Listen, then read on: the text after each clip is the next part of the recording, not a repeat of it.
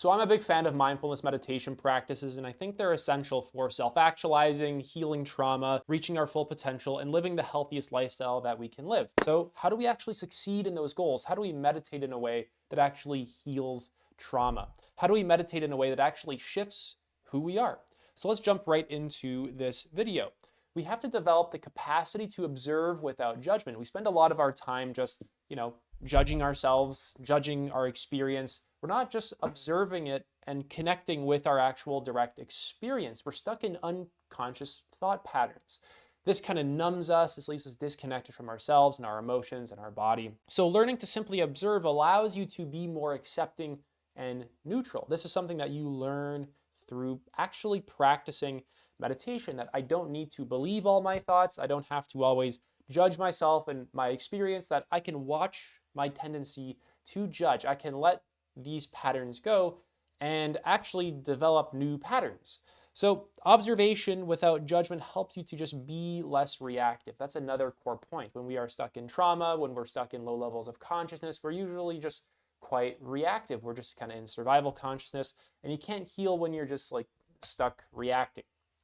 So we judge and criticize ourselves quite a lot in our internal experience, and this contributes to a lot of these like inner fractures that we have, which is just trauma for the most part. That brings me on to the next one, which is just learning to watch our thoughts. Our thinking is very automatic. It kind of sweeps us away, and yeah, it's just really grabs at our attention and pulls us down the thought stream.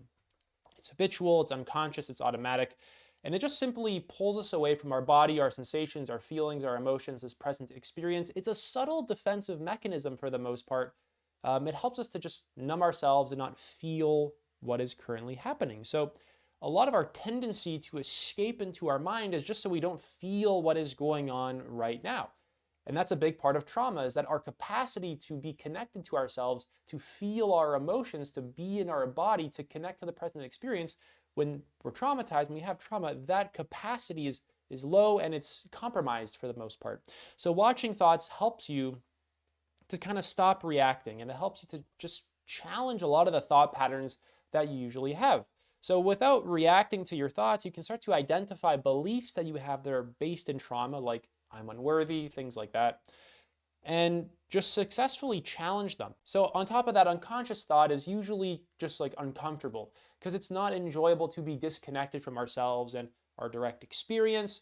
It's just not a fun place to be. It's a subtle repression mechanism that keeps us numb. So watching thoughts pulls you out of them. It begins to actually, create a new way of being. Like, oh, I don't need to always be stuck in my mind. My mind is a tool. It's not the master, it's the servant, right? But for some reason, we're giving it that master status. It's just kind of controlling us and pulling us in every direction. And but I can learn how to just be aware of it, more conscious of it, and use it more masterfully. So feeling emotions in the body. This is like, just listen to this point. This is like the most important point in the freaking video. So trauma disconnects us from our emotions. Reconnecting to our authentic emotions is extremely healing, and it's fundamental to our health. Most people are not connected to their body. So many meditators make the mistake of only resting as awareness or just watching thoughts, but trauma lives in the body and nervous system and emotional world. Transformation happens through shifts in our nervous system and our body, not just in like our thoughts, right? Our thoughts are a very shallow sort of level of our experience. Your emotions aren't random. They're an incredibly intelligent guidance system. Your emotions are connected to really like the source of creation itself. It's just a spontaneous moving energy that is literally communicating to you. It's giving you valuable information based off of your present circumstances and environment and needs. So the challenge here is learning, how do I differentiate from my old trauma patterns versus how do I, learn to listen to my authentic emotional experiences. The trauma patterns are just the old conditioning that feel disconnecting, and we can kind of leave it at that. And then my intuition leads me more towards greater connection for the most part. It leads me in the direction like I'm really meant to go in, the direction that truly fulfills my soul and helps me to get my deepest needs and desires met, my real authentic desires. Right? So my trauma patterns really mislead me, and my intuition, does the opposite. It guides me in the best direction for myself. So like I said, a lot of people are not really connected to their body right now. Like feel your feet on the ground, or if your butt is sitting on a chair, feel your butt in the chair. If you're laying in bed, like feel your body in your bed. Again, most of us are just, we're in here. This is where we sense ourselves to be, and the neck down, we're very disconnected from it. We're very dissociated most of the time. We don't have a good ability to connect to emotion and sensation. Healing trauma is about reconnecting to the body.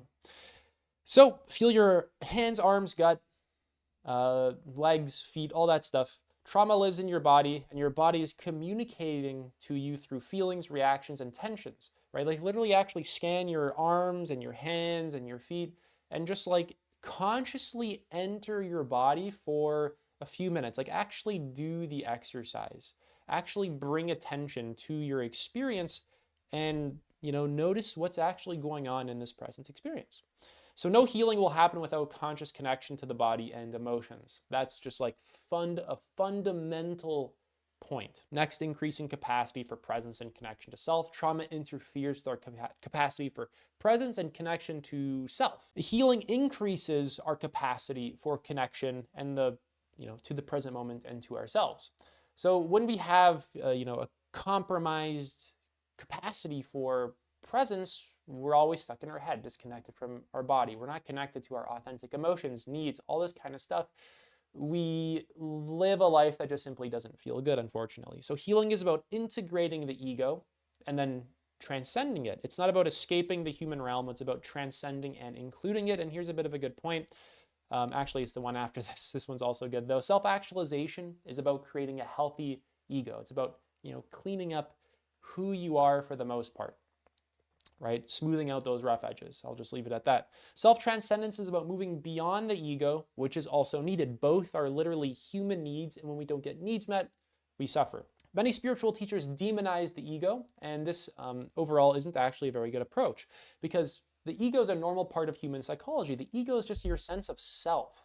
It's your identity, which is a normal part of human development, and it actually needs to be integrated. You need a healthy sense of self so you can then function in the world and then transcend that sense of self, but also include it. You transcend and include rather than transcend and deny and repress. Real transcendence is a deep connection to what's happening right now without denying or repressing anything that's really going on right now. Real transcendence isn't about denying the ego, it's about giving it its rightful place in our experience. So when you're practicing meditation, you have to learn how to observe without judgment, how to just watch your thoughts. Because a lot of our trauma gives us a lot of garbage beliefs about who we are and what the world is that keeps us stuck in survival mode for the most part. Our capacity to watch our thoughts and to observe without judgment helps us to notice those beliefs and then challenge them. And that brings us to feeling emotions and the body. We learn that it's safe to let go of those beliefs by feeling our emotions and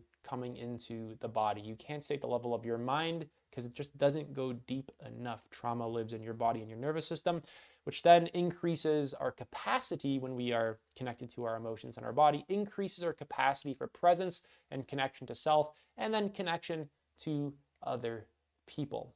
If you want to go deeper, I am doing one-to-one coaching. Check out the pinned comment. If you got any questions, leave a comment. Thank you so much for watching.